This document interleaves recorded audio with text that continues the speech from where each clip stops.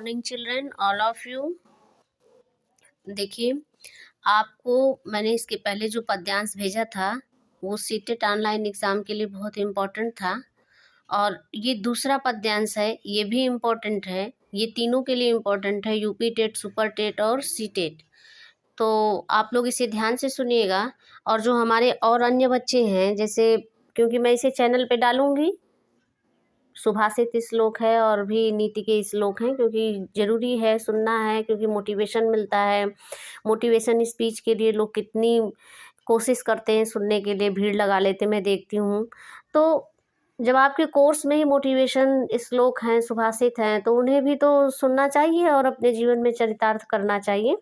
यही सोच करके हमने क्या किया है कि सभी बच्चों के लिए ये इम्पोर्टेंट कर दिया है कि सभी लोग इसे ध्यान से सुनिए और इस पे अमल करिए। ओके, तो ये जो आपका देखिए यहाँ से ये जो रेड में लिखा हुआ है, ये तो आपका पेडोलॉजी है, मैं बाद में पढ़ा दूंगी पेडोलॉजी। यहाँ से आपका पद्यांश से शुरू होता है जो ब्लू से लिखा हुआ है। ओके, तो सबसे पहला आपका जो श्लोक है वो ये है कि केवलम जल पानेन समये स्यात् यथा सुखम, न तथा अमृत पानेन भवेत व्यतीते समये भवेत। आप लोगों को एक गाना याद होगा, भजन याद होगा कि प्यासे को पानी पिलाया नहीं और क्या करने से क्या फ़ायदा। तो अमृत पिलाने से क्या फ़ायदा, प्यासे को पानी पिलाया नहीं, अमृत पिलाने से क्या फ़ायदा। तो ये श्लोक भी वहीं पे चरितार्थ होता है कि केवलम जल पानेन समस्या स्यात् यथा सुखम। केवल जल, अगर प्यास लगी है और आप पानी आपको नहीं मिल रहा है, आप पानी नहीं पी रहे हो और बहुत प्यासे हो, प्यास से व्याकुल हो जाते हो, और फिर बाद में आपको कोई अमृत भी ला के पिलाए तो क्या फ़ायदा। जब आपको प्यास लगी है, जब आपको ज़रूरत है, तो उस समय वो पानी मिलना चाहिए, आपको पानी प्राप्त होना चाहिए, और वही सुख है। अर्थात इस श्लोक के कहने का तात्पर्य ये है कि जिस समय जिस चीज़ की आवश्यकता है उस समय उसी चीज़ का होना आवश्यक है। जैसे मान लीजिए अगर एग्ज़ाम चल रहा है तो मुझे पढ़ाई की ज़रूरत है, अब आप आलस करिए कि नहीं मैं बाद में पढ़ूंगा, बाद में पढ़ूंगा, फिर एग्ज़ाम में कम नंबर लाइए तो फिर कहिए हमने पढ़ा नहीं, तो बाद में पछताने से क्या फ़ायदा। पछताने से अच्छा है कि एग्ज़ाम है तो मेहनत करो। तो हमें वर्तमान में जो कार्य हम कर रहे हैं और जिस चीज़ की हमें आवश्यकता है, हमें उस पर अमल करना चाहिए और वो कार्य हमें करना चाहिए। और दूसरा श्लोक है आपका, महानतम प्राप्य सद्बुद्धि ही सत्य जनीन लघु जनम, पत्रास्ति सूचिका कार्यम कृपाणः किम करिष्यति। देखिए, जो कोई भी जो व्यक्ति होता है, सज्जन है, महान है, अमीर है, गरीब है, सभी इम्पोर्टेंट है। क्यों क्यों महत्वपूर्ण है ये लोग? क्योंकि जो सज्जन है वो सज्जनता का उसका व्यक्तित्व है, महान है, महान व्यक्तित्व है। गरीब है, उसके पास धन नहीं है, तो इसका मतलब ये नहीं कि वो महत्वपूर्ण नहीं है। अमीर है तो इसका मतलब ये नहीं कि जहाँ गरीबी है वहाँ उसकी महत्वता नहीं है। अर्थात हर जगह अपने लिए सब महत्वपूर्ण है, चाहे सज्जन हो, दुर्जन हो, गरीब हो, अमीर हो, सबका महत्व है और सबका हमें सम्मान करना चाहिए। हमें सबके साथ अपना व्यवहार अच्छा रखना चाहिए। क्यों? क्योंकि पत्रास्ति सूचिका कार्यम कृपाणः किम करिष्यति। क्योंकि जहाँ सुई का कार्य है वहाँ तलवार तो वो काम करेगी नहीं, या जहाँ तलवार का काम है तो वहाँ सुई काम करेगी नहीं। अर्थात जिससे अगर हमारा कोई काम लगता है तो वो काम वही करेगा, कोई अन्य व्यक्ति नहीं करेगा। इसीलिए क्या है कि हमें अपना व्यवहार सबसे अच्छा और समान रखना चाहिए। ओके, तो ये तीसरा श्लोक आपका शुरू होता है, भविष्यत् काल कार्येषु सदा व्यग्रोस्ति जो मनः विनिष्टं कुरुते तेन वर्तमानस्य जीवनम। भविष्य काल का जो कार्य होता है उसमें क्या है, सब लोग व्यस्त रहते हैं। भविष्य काल में हमें क्या करना है, देखिए ये तीसरा ये वाला श्लोक है आपका। भविष्य काल में हमें क्या करना है, इसके लिए सब लोग चिंतित रहते हैं और वर्तमान पे ध्यान नहीं देते हैं। ध्यान देने का अर्थ ये हुआ कि जो आप कार्य कर रहे हो उस पे आपका टारगेट नहीं है, वर्तमान में जो आपको करना है उस पे आपका टारगेट है, और उसमें क्या होता है, आप वर्तमान अपना बिगाड़ लेते हो। तो इसके लिए ये है कि हमें भविष्य की चिंता छोड़ करके वर्तमान में हम क्या कर रहे हैं उस पर फोकस करना चाहिए। अगर हमारा वर्तमान स्ट्रांग है ना तो भविष्य अपने आप स्ट्रांग रहेगा, अगर हमारा वर्तमान वीक है तो भविष्य भी वीक रहेगा। इसलिए हमें पूरा प्रयास करना चाहिए कि वर्तमान में जो भी काम हम कर रहे हैं वो दम सॉलिड हो, अच्छा हो, इतना बढ़िया हो कि हमारा वर्तमान अपने आप सुधर जाए। ओके, नेक्स्ट है आपका 4 श्लोक है, ये है 4 में है पुरुतः पर्वतः विच्छ न चिखेद सरि सज्जनम। सरि सज्जलम है, ये जलम है, ये वाला सज्जलम।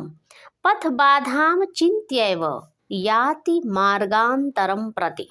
देखिए हमने अर्थ लिखा है लेकिन अस्पष्ट है, इसलिए मैं इसको अच्छे से समझा दे रही हूँ। केवल ये आपको ऐसे ही मैंने डाल दिया है कि आप लोग देखिए, और चूंकि मैं एक एक वर्ड को अच्छे से समझा रही हूँ तो आपको कोई भी वर्ड अगर समझ में नहीं भी आ रहा है तो कोई बात नहीं है, क्योंकि आप ध्यान से सुनेंगे अपने आप समझ में आ जाएगा। ओके, तो जो आपका चौथा श्लोक है पुरुतः पर्वत विच्छ नचिखेद सरि जलम पथ बाधाम चिंत्यैव याति मार्गांतरम प्रति। अब देखिए एक नदी बहती है। ओके, आप ध्यान मतलब अपने को पूरी कल्पना में डुबो लीजिए कि एक नदी बह रही है, सामने पहाड़ है, पेड़ है। अब अगर नदी ये सोचे कि अरे सामने पहाड़ है, मैं कैसे जाऊं, तो कैसे पार करेगी? नहीं, वो अपना रास्ता बना लेती है। अगर पर्वत है तो साइड हो जाएगी और अपने वेग को निरंतर चलाती रहेगी। तो उसके मार्ग में बाधा आई लेकिन वो रुकी नहीं, क्या की, अपने मार्ग को बदल लिया। तो इससे क्या होता है कि जो उसका लक्ष्य है, जो उसका टारगेट है, एक रस एक लगातार बहने का, वो टारगेट उसका पूरा हो रहा है। तो इससे हमें ये शिक्षा लेनी चाहिए। देखिए हर चीज़ से हमें एक शिक्षा लेनी चाहिए। तो जो भी कार्य हम अपने जीवन में कर रहे हैं, अगर कोई बाधा आ रही है, रुकावट आ रही है, कोई परेशानियां अगर हमें महसूस हो रही हैं, तो हमें अपने आइडियाज़ बदल लेने चाहिए, ट्रिक बदल लेने चाहिए, लक्ष्य नहीं बदलने चाहिए। और निरंतर हमें कर्मरत रहना चाहिए। और कर्मरत होने से क्या होता है ना कि हमारे लक्ष्य की प्राप्ति होती है और हम अपने कार्य को पूरी अच्छी तरह से कर लेते हैं। इस तरह से ये आपके कितने श्लोक हो गए? 4 श्लोक हो गए हैं। मैं 5 श्लोक बता रही हूँ, थोड़ा सा इसको साफ कर दूँ। हो सकता है आप लोगों को ये समझ में आ जाए, छोटा ही है लेकिन फिर भी लीजिए आपका साफ हो गया। ओके, जो भी कार्य करे उसको नीट एंड क्लीन करना चाहिए, कहीं भी आपका वो ना रहे। ये लगभग साफ हो चुका है, ये देखिए। 5वां श्लोक देखिए, खलानाम पर पीडायाम दृश्यते यावती रुचि न तथावश्यके कार्ये स्वीकार्ये वर्तते क्वचित।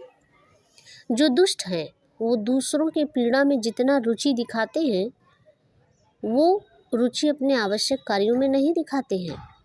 अर्थात जो अजीब स्वभाव के होते हैं ना, उन्हें अपनी चिंता कभी नहीं होती, उन्हें हमेशा दूसरों की चिंता होती है। अरे वो पढ़ नहीं रहा है, अरे वो कैसे बैठा हुआ है, लंच कर रहा है, क्लास की बात बता रहे हैं।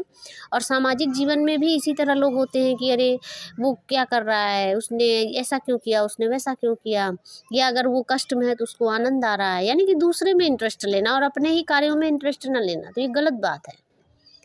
हमेशा अपने ऊपर टारगेट रखना चाहिए, अपने विकास के लिए सोचना चाहिए। दूसरे क्या कर रहे हैं, क्या करना है, दूसरों के दुख में सहयोग करिए, उसका आनंद मत उठाइए, नहीं पाप के भागी बनेंगे। ओके, तो ये 5वां श्लोक था। अब मैं क्वेश्चन आंसर करा देती हूँ, चूँकि इसमें लिखा हुआ है लेकिन फिर भी मैं बोल देती हूँ। सूचिका कार्य क्षेत्र का समर्थ है ना, तो देखिए आपका ऑप्शन नंबर 1 है कृपाणः, 2 है वृद्धः, 3 है बालकः, 4 है युवा। तो यहाँ पे आपका ये ऑप्शन सही होता है कृपाणा। कृपाणा पे टिक कर लीजिए। फिर दूसरा है भविष्य काल कार्येषु सदा व्यग्रह जनः किम विनिष्टम करोति। तो कौन सा सही है?